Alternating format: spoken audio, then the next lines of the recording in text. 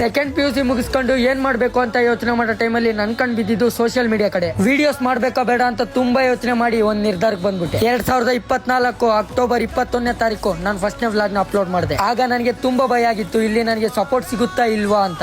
ಆದ್ರೆ ಅಪ್ಲೋಡ್ ಮಾಡಿ 24 ಅವರ್ಸ್ ಅಲ್ಲೇ 1 ಲಕ್ಷ ವ್ಯೂಸ್ ಬಂತು. ಅದೇ ಖುಷಿಯಲ್ಲೇ ಡೈಲಿ ವಿಡಿಯೋಸ್ ನ ಮಾಡೋದಕ್ಕೆ ಸ್ಟಾರ್ಟ್ ಮಾಡಿದೆ. ಆದ್ರೆ ನನ್ನ ವಿಡಿಯೋಸ್ ಗೆ ವ್ಯೂಸ್ ಬರ್ಲಿಲ್ಲ. ಅವಾಗ ನಾನು ಕುತ್ಕೊಂಡು ತುಂಬಾ ಯೋಚನೆ ಮಾಡಿದೆ, ನಾನು ಇದ್ರಲ್ಲಿ ಏನಾದ್ರೂ ಅಚೀವ್ ಮಾಡಕ್ ಸಾಧ್ಯನಾ ಇಲ್ವಾ ಅಂತ. ತುಂಬಾ ಯೋಚನೆ ಮಾಡಿದ ನಂತರ ಒಂದ್ ನಿರ್ಧಾರಕ್ಕೆ ಬಂದ್ಬಿಟ್ಟೆ. ಕಷ್ಟಪಟ್ರೇನೆ ಪ್ರತಿಫಲ ಸಿಗೋದು ಅಂತ ಅನ್ಕೊಂಡು, ಎಷ್ಟೇ ಕಷ್ಟ ಆದ್ರೂ ಪರವಾಗಿಲ್ಲ, ನೆವರ್ ಗಿವ್ ಅಪ್ ಅಂತ ಅನ್ಕೊಂಡು ವಿಡಿಯೋಸ್ ನ ಮಾಡೋದಕ್ಕೆ ಶುರು ಮಾಡಿದೆ. ನೋಡ್ತಿದ್ದಂಗೆ ತಿಂಗಳುಗಳೇ ಕಳೆದ್ವು. ಅಲ್ಪ ಸ್ವಲ್ಪ ನನ್ನ ವಿಡಿಯೋಸ್ ಗೆ ವ್ಯೂಸ್ ಬರೋದಕ್ಕೆ ಸ್ಟಾರ್ಟ್ ಆಯ್ತು. ಆಗ ನಮ್ಮ ಕರ್ನಾಟಕದ ಜನರು ತಮ್ಮ ಮನೆ ಮಗನ್ ತರ ನನ್ನ ಮೇಲೆ ಪ್ರೀತಿ ತೋರಿಸ್ಬಿಟ್ಟು ಕೇವಲ 8 ತಿಂಗಳಲ್ಲೇ 1 ಲಕ್ಷ ಜನರು ನನ್ನ ಫಾಲೋ ಮಾಡ್ಕೊಂಡು ನನಗೆ ಸಪೋರ್ಟ್ ಮಾಡಿದ್ರು. ಇಷ್ಟು ಸಪೋರ್ಟ್ ಸಿಗ್ತೈತೆ, ನಾನು ಇದ್ರಲ್ಲಿ ಏನಾದ್ರೂ ಅಚೀವ್ ಮಾಡಬಹುದು ಅಂತ ಅನ್ಕೊಂಡು ಡೈಲಿ ಕಷ್ಟಪಟ್ಟು ವಿಡಿಯೋಸ್ ನ ಮಾಡೋದಕ್ಕೆ ಸ್ಟಾರ್ಟ್ ಮಾಡಿದೆ. ತದನಂತರ ನೋಡ್ತಿದ್ದಂಗೆ ನನ್ನ ಸೋಷಿಯಲ್ ಮೀಡಿಯಾ ಜರ್ನಿ 1.5 ವರ್ಷ ಕಳೆದ್ಬಿಟ್ಟೆ. ಕೇವಲ 1.5 ವರ್ಷದಲ್ಲೇ 2 ಲಕ್ಷ ಜನರ ಪ್ರೀತಿ ಗಳಿಸಿದ್ದೆ. ಹಾಗೆ ಕೆಲವು ದಿನಗಳು ಕಳೆದ್ವು. ನಾನು ಎಂದಿನಂತೆ ಡೈಲಿ ವಿಡಿಯೋಸ್ ನ ಅಪ್ಲೋಡ್ ಮಾಡ್ತಿದ್ದೆ. ಆದ್ರೆ ನಾನು ಕಳೆದ ಈ 3 ತಿಂಗಳು ಅಂದ್ರೆ 90 ದಿನಗಳು ನನ್ನ ಸೋಷಿಯಲ್ ಮೀಡಿಯಾ ಜರ್ನಿಯ ವರಸ್ಟ್ ದಿನಗಳು ಅಂದ್ರೆ ಯಾವುದೇ ತಪ್ಪಿಲ್ಲ. ಯಾಕೆ ಅಂದ್ರೆ ನಾನು ಕಳೆದ ಈ 3 ತಿಂಗಳು